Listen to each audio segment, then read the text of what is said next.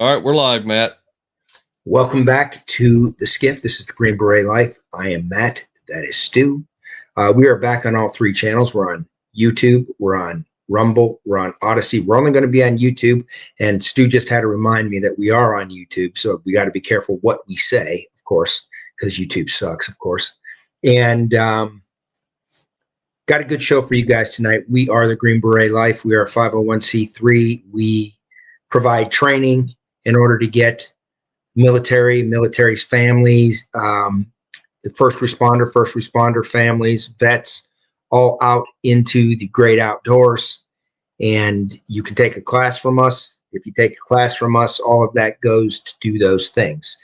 We teach pistol, rifle, shotgun. We do survival. We do land navigation. We do situational awareness. We do other courses. We primarily focus on the firearms courses, though: pistol, rifle, shotgun, from CCW through defensive pistol, defensive rifle, defensive shotgun. If you're interested in taking a class, if you can get a group of people together, we may be able to come to you, get a hold of us at the email that we're going to list below, which is TheGreenBeretLife@gmail.com.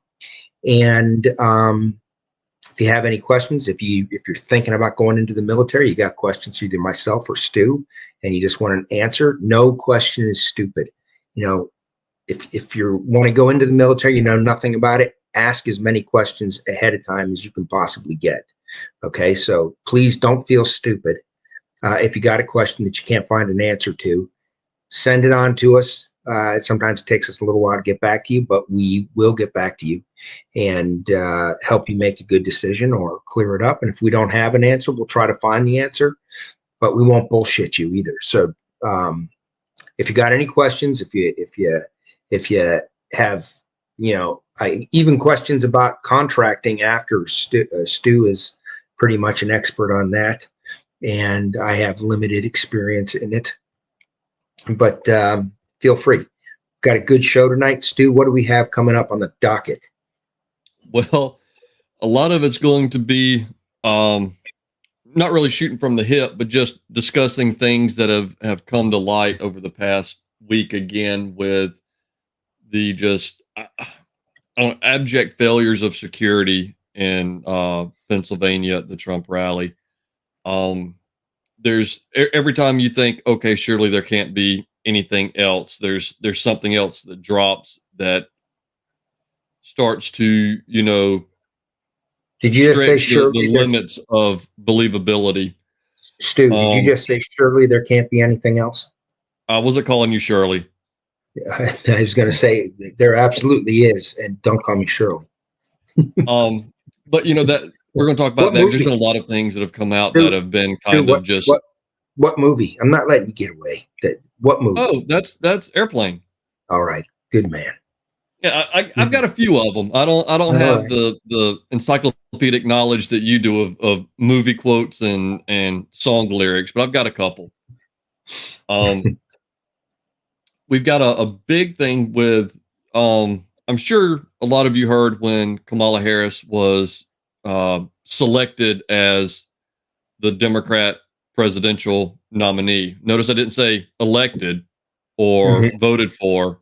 She was appointed. She was selected. She was named as, where she supposedly, raised X number of millions of dollars in, world record, whatever. There's a lot of questions around Act Blue, which is a big Democrat fundraising behemoth, and we're going to talk about that. And for the end, do you know anything, Stu? Speaking of Act Blue, do you know anything of Little Boy Blue? Little Boy Blue, something with the man in the moon.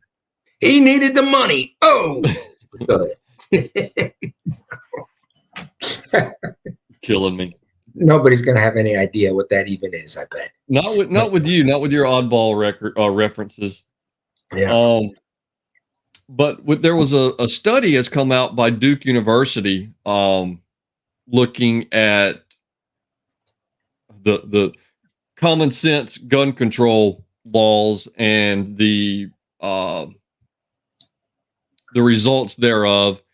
And there's a really interesting quote by the doctor that was in charge of the study, that it kind of lets you know what we're up against in the foreseeable future. We'll talk about that. I read the article. I'm like, okay, this makes sense. This is good. And I got to the end and I was like, oh, so close, so close. Just missed it.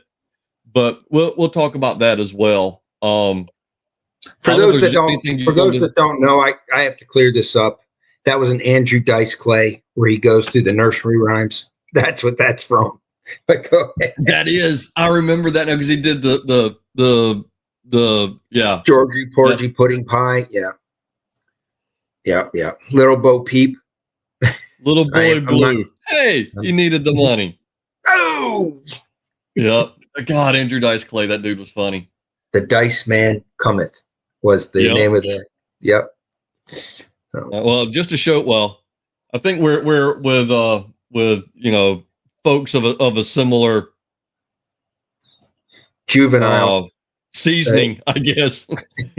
Yes. Here, so they're probably there for it too. Troy's lab is a fan. He's saying you're on fire, and Matt does not need the encouragement, folks. We can do without encouraging him and his antics.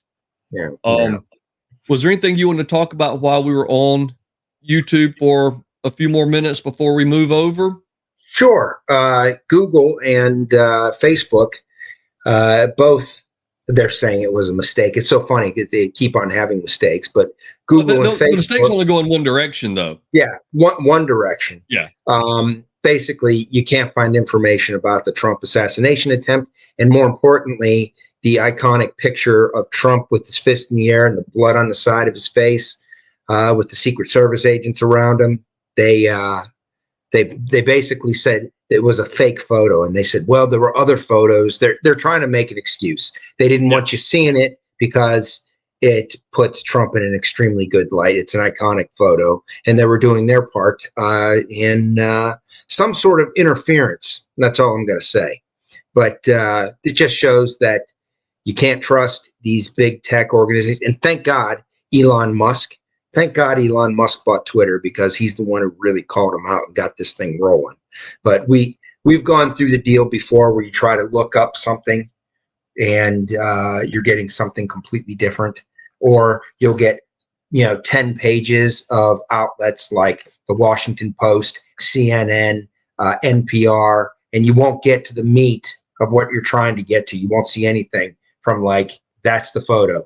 So you won't get any of the conservative side talking points. You only get in the left side talking points. So I also do want to say that if you guys remember Peter Strzok and what was the girlfriend's name? Paige, right? Yeah. Something Paige. Yeah. They were paid roughly $2 million by Merrick Garland for basically trying to interfere with the election in 2016. So somehow they get paid because their text showing that they were going to stop Trump from ever being president, right? FBI agents. You sent me that, and I was trying to see what exactly, because you said it was somebody had talked about there was a video they had seen. What exactly were they supposedly paid for, and paid by whom, was my question. Apparently, Merrick Garland approved this and pushed it forward. So they're getting. So is it like a settlement or something? Is that basically, he said that they were mistreated with that, and dude, I mean, what are they? They're getting paid off, is what it sounds like. That's what it sounds Jesus. Like. And that I saw where somebody said Merrick Garland. I'm like, well, no, they were fired. How do you? Jesus Christ. Okay, let's just continue to use taxpayer dollars to pay the people that are actively subverting our government and the will of the people. Yeah, that seems like a good idea. Oh, here's another thing, Stu. Boycott the Olympics. The Olympics did. I saw that. Yeah, a transgender, and they used satanic symbols like the pale white horse, and it was. They took a shot at America. They showed like a destroyed Statue of Liberty, and then they try to do this blasphemous recreation of the Last Supper with naked transgender men, half naked transgender, and it was an absolute mess.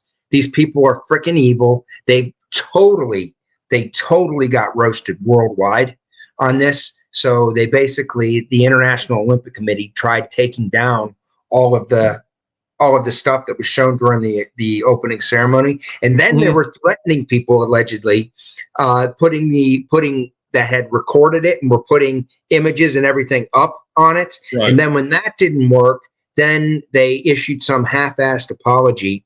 But now you're starting to see, like there was a surfer from Brazil who had a picture of Jesus, and I think it was the iconic statue in Rio de Janeiro on his surfboard. They made him take that off, or they said he'd be disqualified. Allegedly, a skateboarder praised Jesus, and they disqualified him.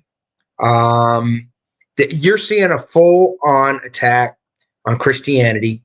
You're seeing it by the deep state, which is worldwide. We've talked about this over and over again. And it's time the world has had enough. And I think the International Olympic Committee is starting to see it. But the best way you can tell people, like, well, you're going to hurt the athletes. Well, if you continue to allow them to do this, it will never stop. So don't watch the freaking Olympics is what I would do, right? Can't tell you what to do, but I'm not going to be watching it. And I always liked watching the Summer Olympics and the Winter Olympics. I liked watching swimming. I used to be a swimmer. I liked watching gymnastics. I liked watching diving, all of those things. Basketball, where we would just basically stomp.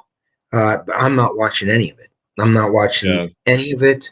And I hope everybody else does. The only way these people learn is when you destroy their income stream. And well, I had seen, I had heard, my wife had been telling me, she's like, have you seen the Olympic thing? Have you seen? I was like, no, it can't be that bad. No. And then, later on, a couple of days later, I got around to looking into it, and I was like, holy crap, this is what they had up there. This is complete and total just an attack on America and Christianity. It's debauchery. Yeah. And it's so, these people that are the loudest out there with the trans this and trans are so nasty. They're so nasty. Yeah, it just seems like the only thing that was done to do was to offend. That's what they did. Okay, so you're like, okay, you wanna offend that bad? We won't watch your shitty Olympics in your shitty country, right? Yep. So, and oh boy, the NBC paid all of that money for the rights. You stick it to them too. So that's basically what I had on that. And do you have anything you want to add while we're still on YouTube? No, that's about it. I mean, I agree with you. Once I looked at it and saw what they had done, it was like this. They've tried to play it off of, no, it wasn't a take on this. No, it wasn't a mockery of that. But when you look at it, it really can't be anything other than that. It's trying to save face. It's trying to minimize the damage, and it's lying to lie. They know what they did. They know what they intended, and I think the pushback was greater than they expected. And now it's trying to damage control because, unfortunately, human beings tend to have the attention span of freaking Dora from Little Nemo. It's the 5-second attention span, and unfortunately, within a few weeks, it'll be forgotten. It'll be, people won't even think about it, talk about it, anything else anymore. There was some good news. I'm sorry, I was just corrected. It was Dory, not Dora. Yeah. Dora is an explorer. Dora is the explorer that needs to be deported. Dora needs to be deported. She needs to take that map and go back home. You're going to deport Dora, the explorer? With a trebuchet. Well, check this out. The good news was the Israelis killed the Hezbollah leader that was actually allegedly involved in the barracks bombing in Lebanon that killed all those Marines way back when, right? Yeah. Mm-hmm. And apparently they're collecting a $5 million bounty that we've had on his head for decades, right? And then yesterday, one of those Hamas leaders, you know, those billionaire leaders, right? Mm-hmm. Allegedly, he was found killed in Iran, of all places. Hamas, Really? yeah, in Iran. That's odd. They're working together. Yeah. So then I'm going to make another plea for all of these people that went and defaced the Capitol and are out there cheering for Palestine when they know nothing about what they're talking about. Go to Gaza and put your money where your mouth is. Go gaze for Gaza. Go over there and start a charity or something. Start bringing aid. Do something. If you truly believe in it, do something about it. Go over and do it, but you won't, because all you're using you're using the current thing as a cudgel to try to destroy our country. You don't really give a shit about Gaza or the people of Gaza or what's going on in Gaza. Or obviously you don't give a shit about the people in Israel, right? So if you did, shut up and go do something. Then you can bitch about it, right? Get on a plane, take your happy ass to Gaza and do something about it, instead of walking around with your little signs from the river to the sea bullshit. But you won't do it because most of these people are cowards. They're cowards as well as being stupid, right? So yeah. Which makes them useful idiots. Yes. So they're told what offends them. They're told who offended them, and they're told how to express that offense. That's pretty much it. I mean, if you're legitimately worried about innocent loss of life, I think everybody is, right? But they don't seem to be, that side doesn't seem to be worried about innocent loss of life when they're what was it, a baseball game or something that they rocketed with a bunch of kids, right? Yeah. Well, you know as well as I do, Matt. There are a group of people, and unfortunately, it's substantial. They wake up in the morning, they pull out their phone, they look on Twitter, they look on Facebook, they look on Instagram, and find out, what am I supposed to be offended about today? What is it today that offends me, and who has done it? And that is their day. That is how they start their day, and they make their post about how offended they are because of this action or this activity or this thought that someone had. That's their day. That's how they start it. They literally roll over, pick up their phone, and say, "What am I offended by today? Let me read and find out what's offended me today." And that's how it starts. Well, the Israelis have made huge steps into basically destroying Hamas, and now they're moving on. Hezbollah is no joke. That's a big one. Okay, Hezbollah is no joke, but now they're striking Hezbollah. So when you see, Hezbollah's been doing this for a long time. Okay, a long time. Hey, do you want to roll over off of YouTube and continue on with other stuff, so we're not we just wanted to pass that good news on. We won't get into the real big details here. We're gonna make the switch over to Rumble and Odysee only. Do we have a link where people can click on that, Stu? Yeah, the link to the Rumble channel is in the description on YouTube. Come on, man. So I've been doing this. Yeah. It's not my first day.